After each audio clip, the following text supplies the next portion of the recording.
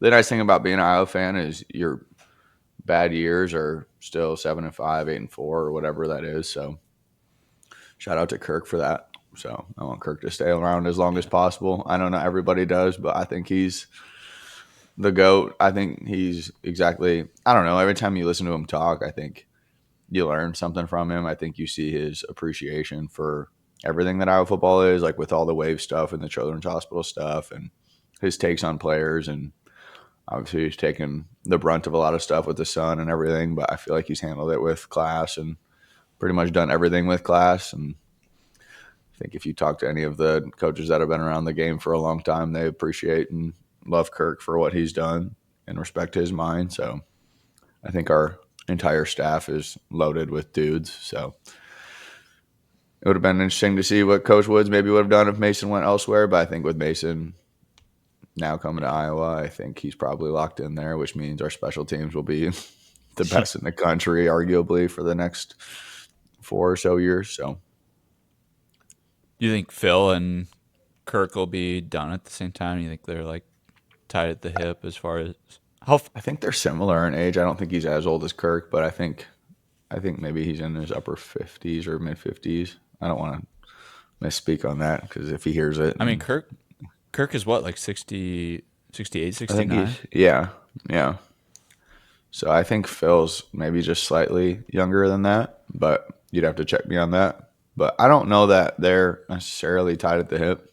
I don't think Phil, and it's like Kirk though too. Like when there's whether there was the 1 game suspension or whether it was COVID when he couldn't be in the office, like Kirk hates it. So like he's just been when you do something for so long, it's just your routine, and I think he just gets bored when he's not at the office. I mean, there's a dude that's literally at the office from 7 to 10 every single day. So, and Phil probably even longer than that. So they're just like, so it's just their life. Like, yeah, it's work, but it's just what they do day to day basis. Yeah. So it's not necessarily like work at this point. More so, it's just like this is what I do, Hmm. every day. So I think Phil's obviously had some health stuff, like he had his knee replaced. He obviously had that shoulder, whatever, when I think a player hit him this year. And so I think for Phil, it's more of like physically when he feels like he can't do it more so than mentally not having it. I don't think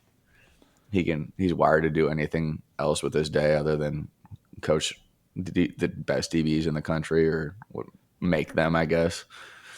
Turn Yeah. boys to men. I mean, he's just like a wizard at what he does. So I don't know that he can do anything else. So I don't know.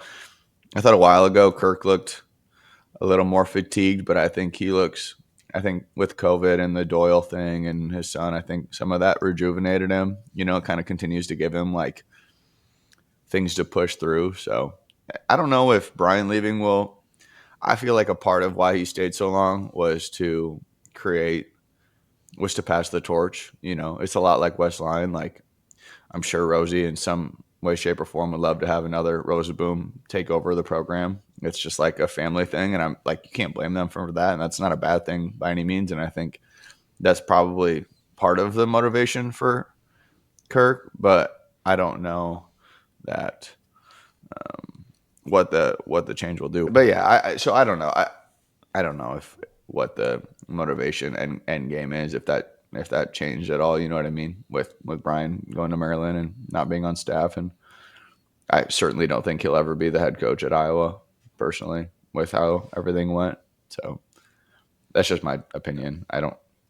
Not this isn't like an anti-Brian take. I just don't think that he really probably has earned the right to be the head coach there through results. So Yeah.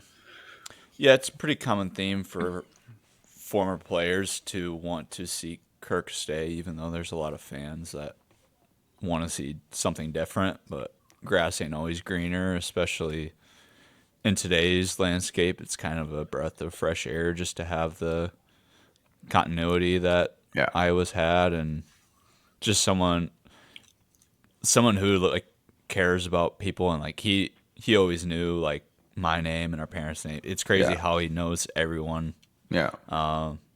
like every family member of each player and stuff like that. It's pretty special. I don't know how he does it. It's a weird.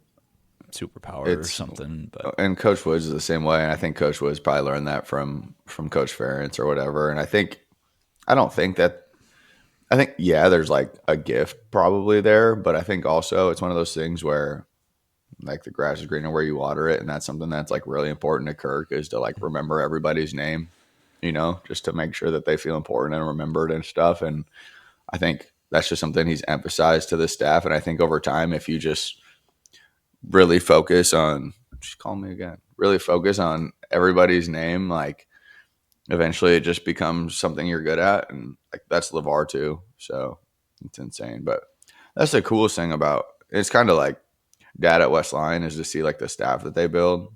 It's like between Coach Woods, former player, Abdul Haj, former player, Phil Parker, who with, his relation to Norm Parker and the lineage there, Coach Wallace, and like how he trained under Phil, and like Kelvin Bell, former player. So it's like this staff that he built that's where I would fear if it would go a different direction. Obviously, if one of those guys were to take it, like you'd feel more comfortable about this staff. But I think what makes Iowa great is the staff.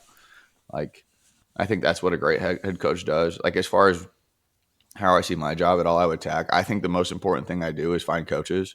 Like, is the most important thing because you can't be everywhere. Like, Coach Ferentz can't be everywhere. And then you look at like the strength staff too, and like all the legends that have come through there, like Coach Welsh and Coach DeMarco and Cody Myers are still there, and Ray and go down like Lima. You know what I mean? Like, there's just so many good people that they've hired, and so I think that's where it would be. I think that's what he's done extremely well is just put people in positions to lead these young men where he can't be everywhere and he's got all these other logistical things. But that's what I think Dad's done so well too at West Line is like every teacher he seems to hire is just like a great human being and makes the place better and has a positive impact. And it's like that's the legacy that's going to go on after he's not there anymore is all of these fantastic humans teaching these kids. So it's cool to see that, like the different places we've been or the programs we've been around. Like you mentioned, West Lyon, that continuity, and then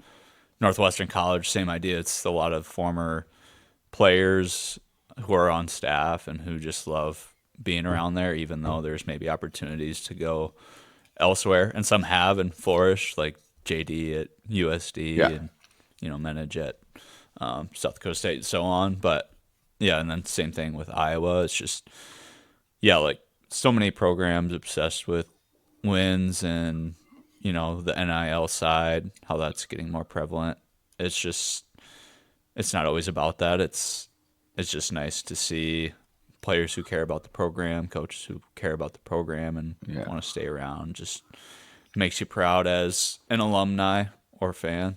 Yeah. But well, it's like even think about I was watching it would have been the Dolphins game, and then like you look at the 2012 Commanders or graphic. Redskins staff where it's like Mike Shanahan who had Kyle Shanahan, but then like his son helped hire, and it was then Mike McDaniels and Sean McVay and Raheem Morris, and it's like, dude, like 25% of the head coaches in the league are all from people that were on this staff, and it's like amazing to see like what 1 year or one staff can, if they all work really hard and like minds can like how that can just spread out. And I don't know, like that's kind of how I view some of the schools and things that we've gotten to see and programs we've been a part of, and it's crazy.